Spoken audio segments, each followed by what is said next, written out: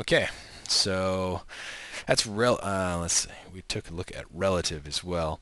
Let's do a little bit more with relative, and we're going to modify this setup a little bit. We're going to actually just take out this rule that assigns the red particle into the blue, and then we'll go ahead and remove that blue group. And let's do this. Let's come down, and now you see that we've removed that blue group. What used to be a blue group operator now is just called ppass. And what that basically says is that I am a container for a particle group, but I don't have an actual group assigned to me. And you can come over here to see the parameters for ppass, and it's listed group is none. Let's go ahead and make that a red group. Now it switches over. And let's take a look at the relative options. Let's do 25 to 75. And to make this really simple, we're going to come back to particle draw and set his lifespan to be 100, so that our whole timeline is going to be his lifespan.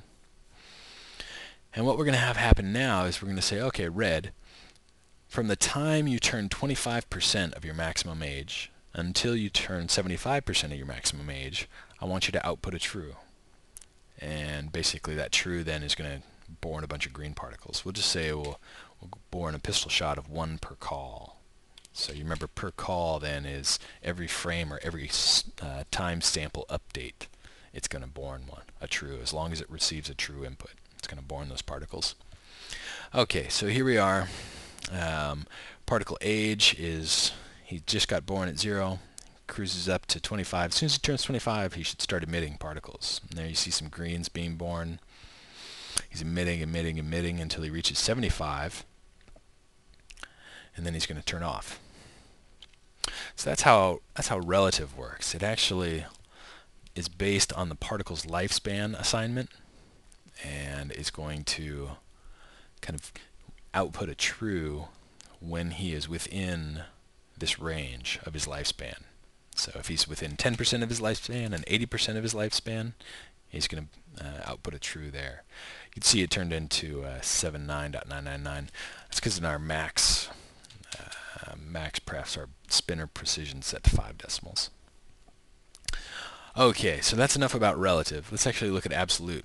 Absolute does not refer to the actual timeline. It refers to the particle's actual age. So this would say, from the time I'm born until the time I am 30, I want to output a true. Okay, so outputs true, turns 30, stops borning particles.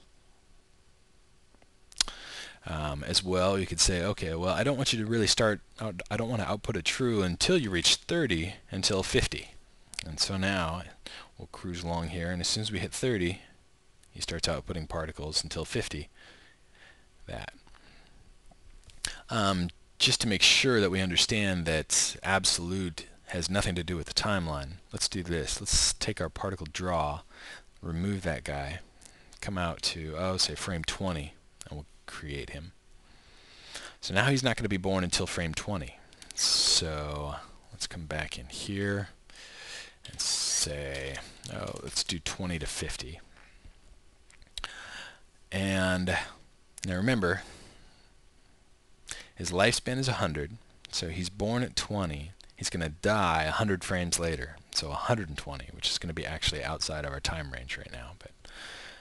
But the important part is that the particle age, we want to make sure that we understand that this absolute value is based on the particle's actual age.